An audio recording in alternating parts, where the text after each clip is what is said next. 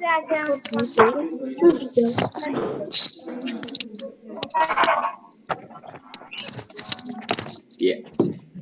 baik. Kita lihat di sini tema satunya.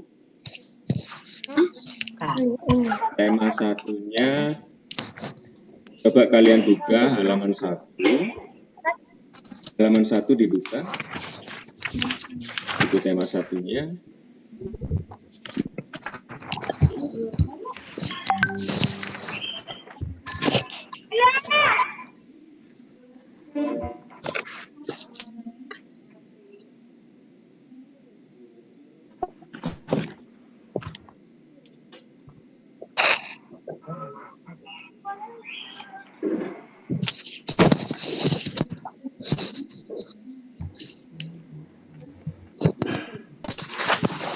Udah ya? Ya. Ditunjukkan halaman 1. Nah, ini saya juga membuka di laptop. Coba saya mau tanya sama Haven. Haven, tema 1 judulnya apa? Ayo coba dijawab. Tema 1 judulnya apa?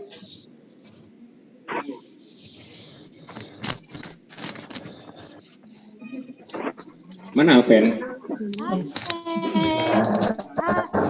Hai. Haven, tema 1 judulnya apa? Ini dibaca. Apa? Judulnya apa?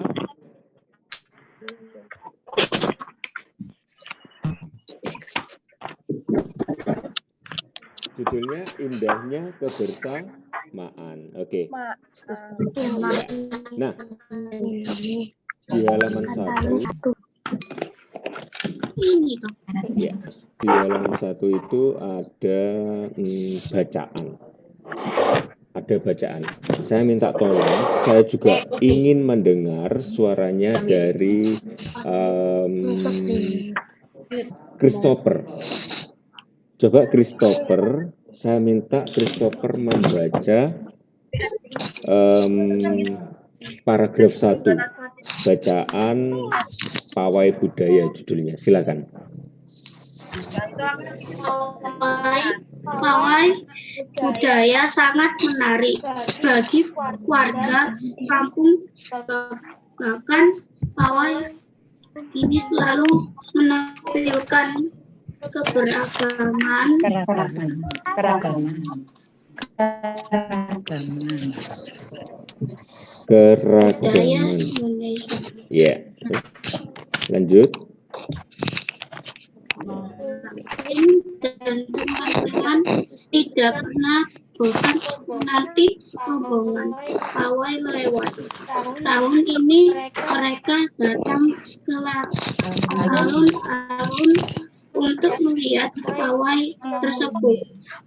Kakek Udin pun terlihat sabar menanti terdengar suara gendang yang menandakan rombongan pawai semakin dekat. Baik, terima kasih Christopher. Nah, setelah saya mendengarkan Christopher membaca, masih ada beberapa tanda baca, ya, seperti titik, koma. Nah, titik itu berhentinya agak lama.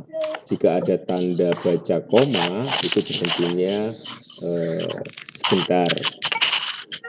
Nah, saya beri contoh di sini untuk yang paragraf kedua. Silakan kalian buka halaman 2. Halaman 2 dibuka. Alan sudah membuka halaman 2. Oke, baik. Nah, di halaman 2 dan paragraf 2 ini Pak Indra yang membacakan. Nah, coba kalian dengarkan baik-baik. Yang masih bersuara, tolong untuk diam dulu. Saya akan membacakan paragraf 2. Di barisan pawai terdepan terlihat rombongan dari Maluku. Rombongan laki-laki mengenakan kemeja putih, jas merah, dan topi tinggi dengan hiasan keemasan. Rombongan perempuan mengenakan baju cele. Baju ini terdiri dari atasan putih, berlengan panjang, serta rok lebar merah. Langkah mereka diiringi oleh suara tifa, alat musik dari Maluku. Bunyinya seperti gendang, namun bentuknya lebih ramping dan panjang. Budaya Maluku sangat unik dan menarik. Nah, di paragraf 2, coba kalian lihat dari atas tadi ya. Dari barisan pawai terdepan terlihat rombongan dari Maluku, titik. Nah, jika ada tanda baca titik, maka kalian berhenti agak lama. Jadi jangan diterjang terus. Ada beberapa anak kalau membaca itu kadang-kadang begini. Dari barisan pawai terdepan terlihat rombongan dari Maluku, rombongan laki-laki mengenakan kemeja putih, jas merah, dan topi tinggi dengan hiasan keemasan rombongan. Nah, itu tidak bagus ya. Itu kurang baik dalam membaca. Jadi kalau membaca tolong perhatikan tanda bacanya. Ya, enggak perlu cepat-cepat. Jadi yang penting tanda bacanya diperhatikan dengan baik. Nah, untuk paragraf ketiga. Nah, paragraf ketiga saya minta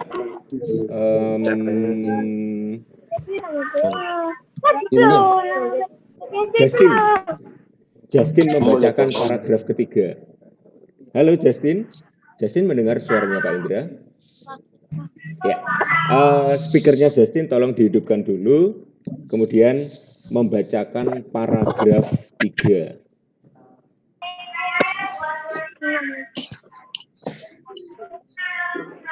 Silakan Justin, bisa dimulai sekarang.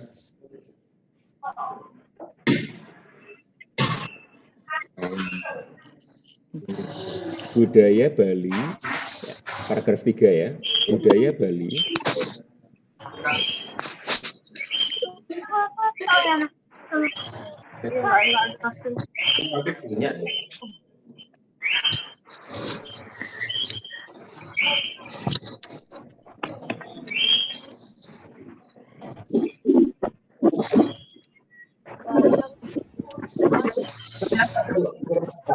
Oke, baik.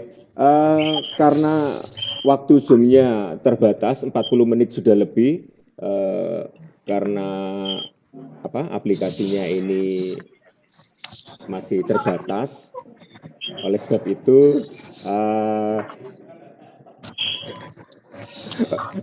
itu, Zoom-nya Pak Indra akhiri dulu ya. Kalian nanti akan Pak Indra kirimkan video pembelajaran tema 1, nanti saya kirim linknya di grup orang tua dan grup siswa. Baik, Zoom-nya saya akhiri dulu. Selamat pagi, salam sehat, dan semangat belajar. Bye-bye.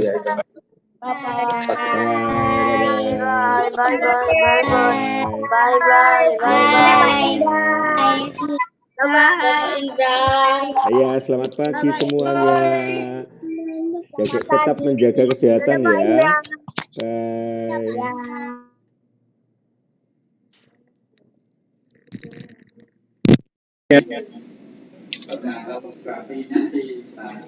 Baik, saya melanjutkan tadi yang materi kelas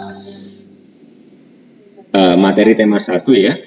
Nah, tadi sampai di paragraf ketiga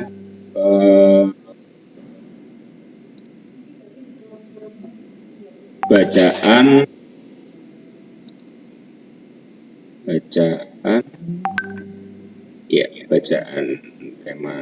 tema 1.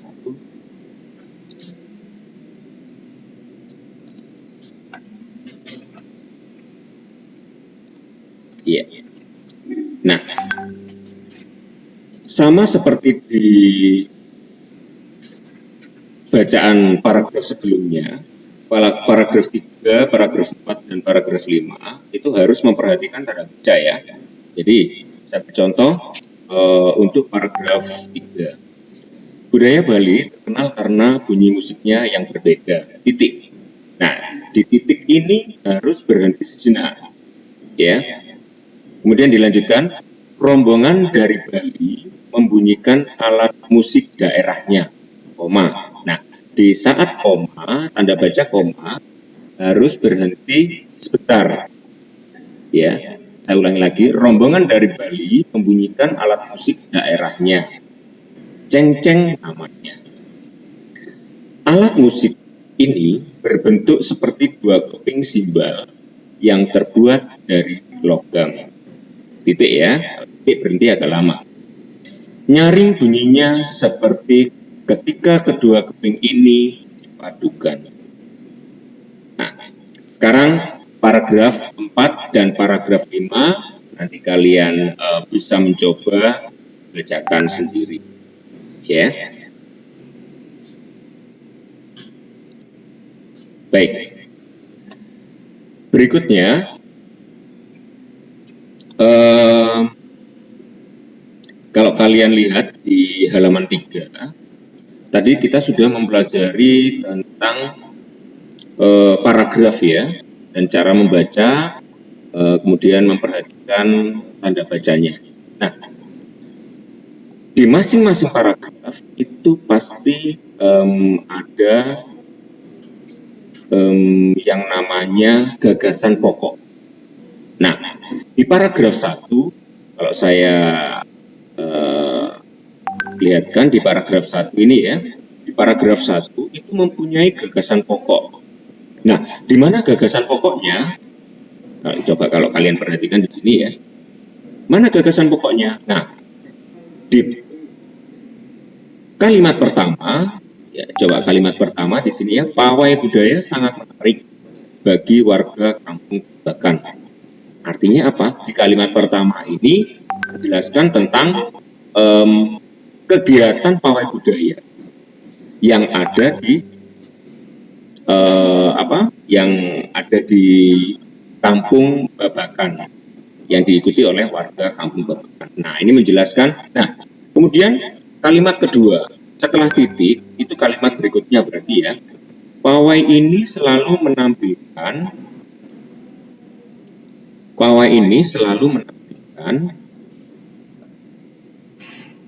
keragaman budaya Indonesia. Titik. Nah, di kalimat kedua ini berarti menjelaskan yang namanya kalimat pertama. Ya, berarti kalimat kedua ini disebut dengan gagasan pendukung.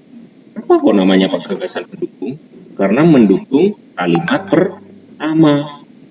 Nah, kalimat berikutnya yaitu kalimat ketiga. Udin dan teman-teman tidak pernah bosan menanti rombongan pawai lewat. Nah, kalimat ketiga ini juga itu menjelaskan tentang yang ada di atasnya atau kalimat-kalimat yang setelahnya.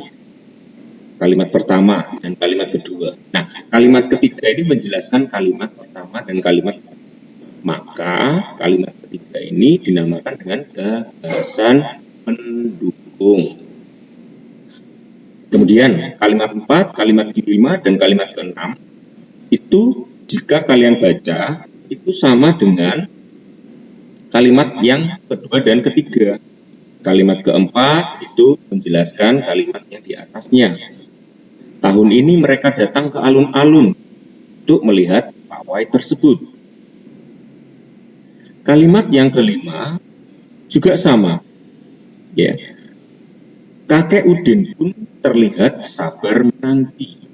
Nah, kalimat 5 ini menjelaskan kalimat yang sebelumnya, menjelaskan kalimat keempat. Sehingga kalimat kelima ini dinamakan juga dengan gagasan pendukung. Kalimat yang terakhir yaitu kalimat ke-6. Terdengar suara gendang yang menandakan rombongan pawai semakin dekat. Nah, kalimat ke-6 pun ini menjelaskan dari atau penjelasan dari kalimat ke-5, sehingga kalimat ke-6 ini dinamakan dengan gagasan pendukung. Nah, dari kalimat pertama sampai kalimat ke-6, coba mana yang dikatakan gagasan pokok? Siapa yang tahu? Nanti menjawab lewat japri WA ya. Oke, saya lanjutkan ke materi berikutnya.